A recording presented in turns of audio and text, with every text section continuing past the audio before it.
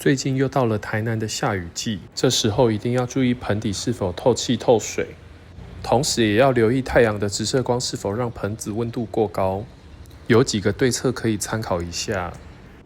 第一，直接拉遮雨跟遮阳网，虽然多少有点影响光线，但总体来说还是安全很多。生长旺盛的铁线莲盆栽往旁边靠，让植物吸收更多的阳光。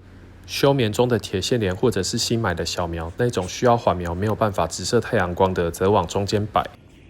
第二，选择小盆栽偏干阳，底部最好塞发泡炼石、赤玉土或者是其他颗粒的介质。第三，杀菌剂不能省，最好每周都喷，或者是下雨后就喷。第四是套盆养，因为阳光直射在盆子上很容易让盆土过热。我自己在大盆子跟小盆子之间塞入一些发泡炼石等隔热材，如果有条件的话，也可以塞一些赤玉土或其他颗粒介质。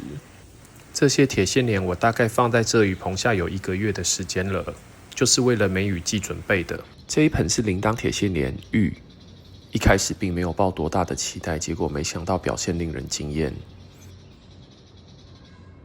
这一颗是上次已经介绍过的胭脂扣，它的花还是越来越多，并没有减少的迹象。这一颗是铁线莲歌曲，不管是花量还是颜值都是非常优秀。好，今天的分享就到这边，希望对花友有所帮助。